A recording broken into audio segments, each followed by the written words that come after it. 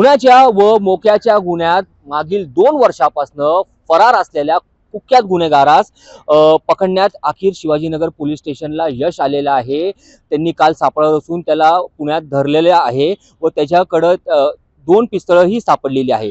ह्या गुन्हेगाराचं नाव आहे सूर्यकांत उर्फ पंडित कांबळे।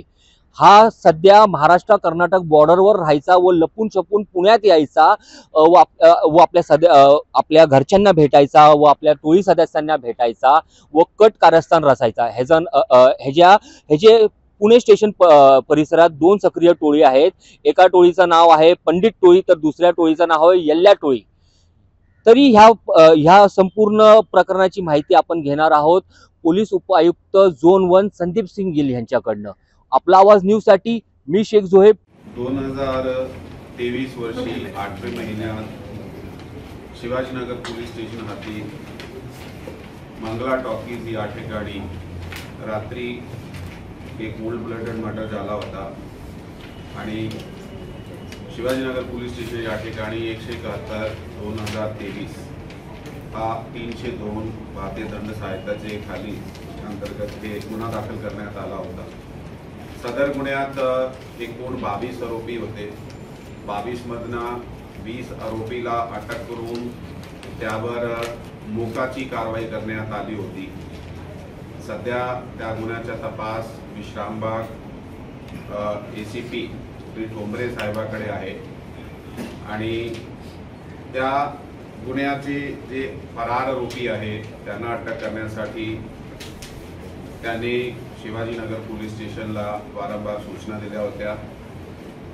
आमची DBची टीम PSI बडे आणि सचिन जाधव आमचे पोलीस नायक ते पेट्रोलिंग करताना त्यांना गोपनीय माहिती मिळाली की सदरच्या गुन्ह्याचा जे एक आरोपी आहे ज्याचे विरुद्ध आधीपासूनही 2 मर्डरचे गुन्हे दाखल होते आणि 4 इतर गंभीर गुन्हे दाखल होते, तो पुण्यात आलेला आहे। मग त्याचा तांत्रिक आणि गोपनीय हा दोघे पद्धतीने शोध लावून सापळा रचून पोलीस स्टेशनचे senior PI Chandrashekhar Sawant, crime PI mister Suryavanshi त्याचे मार्गदर्शनाखाली DBची टीमने त्याचा शोध घेतला आणि त्याला अटक करण्यात आलेली आहे। या आरोपीकडून 2 पिस्तॉल आणि 4 जिवंत कारतूस जे आहे ते सुद्धा अंगझडतीमध्ये त्याच्याकडून जप्त करण्यात आले।